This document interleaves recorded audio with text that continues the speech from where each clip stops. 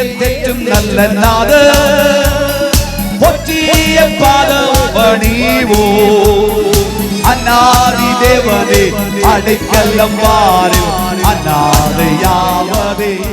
தேவனுடைய கற்பனைக்கு கீழ்ப்படுகிறவர்களுக்கு ஆண்டவர் இந்த மாதம் சொல்கிறார், இந்த வேத வாக்கியங்களுக்கு கீழ்ப்படுகிற உனக்கு, இந்த சத்தியத்துக்கு செவிசாய்க்கிற நமக்கு பைபிள் சொல்லுகிறது, உன் சமாதானம் நதியை போல் இருக்கும். கைகளை தட்டி கர்த்தரை மகிமைப்படுத்தி, உன் நீதி ஆண்டவருக்கு தருகிற நீதியும் கர்த்தருடைய மகிமையும் மேன்மையும் சமுத்திரத்தின் அலைகளைப் போல இருக்கும். கையை தட்டி கர்த்தரை மகிமைப்படுத்தி, இவைகளெல்லாம் நம்ம வாழ்க்கையில் வரும் பொழுது நம்முடைய சந்ததி மணலத்தனையாய் இருக்கு. கையை தட்டி கர்த்தரை மகிமைப்படுத்துங்க. சொல்லி முடியாத, ஐயா சொல்லி முடியாத, எழுதி முடியாத ஒரு ஆசீர்வாதம் உன் கர்ப்ப பிறப்பு அதன் அணுக்களத்தனையாயிருக்கும்.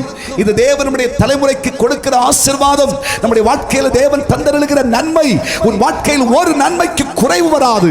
உன் சந்ததியையும் கர்த்தர் மேன்மைப்படுத்தி உயர்ந்த சிங்காசனத்திற்கு கொண்டு வந்து கர்த்தர் மேன்மையான ஸ்தானத்திலே வைப்பார்.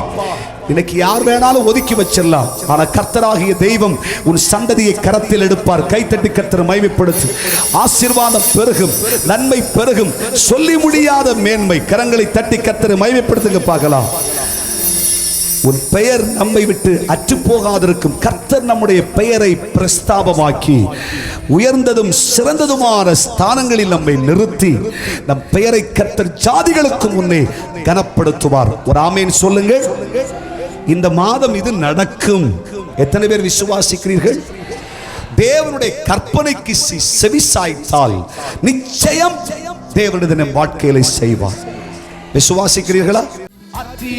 தெற்றும் நல்ல நாத ஒற்றிய பாதம் பணிவோ அநாதி தேவனே அடைக்கலம் வாரு அநாதையாவதே.